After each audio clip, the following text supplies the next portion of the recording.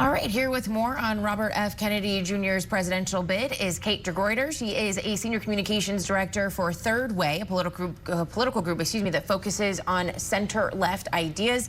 She also spent some time in the House of Representatives under former Illinois Democratic Congressman Luis Gutierrez. Good morning to you, and thank you so much for joining us. And I want to ask our directors in the back if they can pull up that stat that we had up earlier, the bar graph of just who supports who, and when it comes to, there we go, right there. And then the one with RFK Jr. on it as well. Perfect. Okay, so 14% there. As Rob said, this could be a major subplot in what we see come November. How big of a factor is RFK Jr. playing right now? Well, RFK could be a decisive factor in the election, but not because he has any remote chance of winning.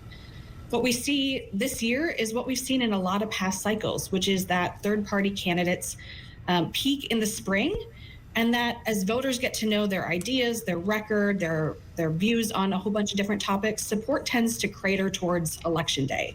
So there's a lot of reason to be skeptical that that number is going to hold, but the polling right now has been very fluid. Democrats are obviously very concerned that RFK could draw from a number of soft voters within the Biden coalition. These are critical voter groups that Biden won in 2020. And if RFK is able to siphon off even a small number of these voters in a handful of the 6 states, that could be enough to hand 6 or 7 more states to Trump and thus the White House. Mm-hmm. And that's what people, I think that's why this campaign is important, because RFK is not going to be the next president of the United States. We all understand that. But it's who he takes votes away from and where that may determine who's declared the winner on election night. Fundamentally, tens of thousands of votes in about 6 or 7 states. That's what decides this election. We all understand that, but I get different opinions from different folks about whom RFK helps and hurts. Does he take away from Trump, or does he take away from Biden, or is it somewhere in the middle depending on the state? What's your read on who Kennedy helps and hurts here? The data recently has been very fluid. We've seen polls where RFK is clearly drawing more from the Biden coalition, and we've seen some polls that make the Trump team more nervous. Our view right now is that national polls are just too blunt an instrument to get a clear read of what the voters in those 6 states that you just talked about are going to do come Election Day. What we do know is that some of the voters that are most interested in third-party candidates this cycle are independent voters, moderate voters, and young voters. President Biden won all 3 of those groups by double digits. So that's why you're seeing so much alarm among Democratic allies of the president, because there's a lot of reason, in addition to the very well-known Kennedy name, that they believe that this could end up being more of a detriment to the president than some of the national chatter has suggested lately.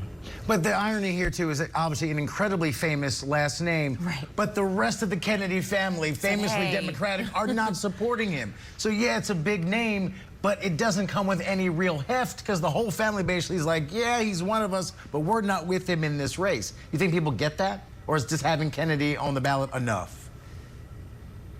We're going to have to find that out. I think at this point, a lot of the voters that are going to be on the fence are probably not tracking national political chatter all that closely. So you and I are absolutely aware that the Kennedy family has come out forcefully for President Biden, but there are probably a lot of these voters that have very little information about the candidate, what he stands for, or where his family has weighed in on that. That's something that Democrats are going to be spending the next 6 months hammering and talking about in as many of these places as they can. They want to do that education, because what we've seen in public opinion research and focus groups is that a lot of the voters who voice some tepid support for RFK and third-party candidates know very little about them at this stage.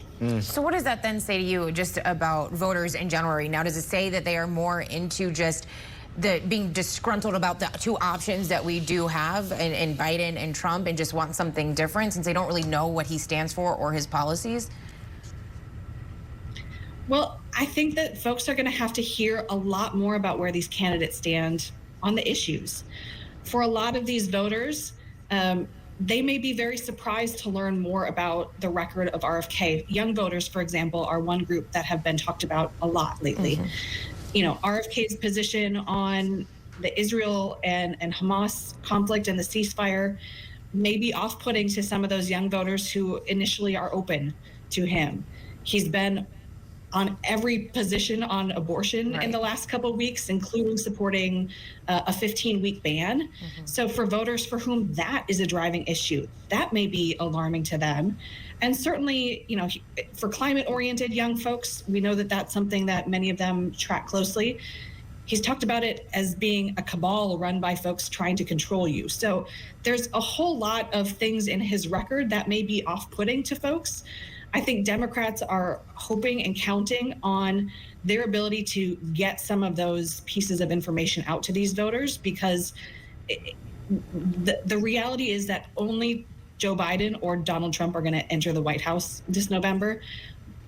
This is a choice between two men, and we're going to have to figure out how to make sure voters understand and make the right decision based on their beliefs and their values.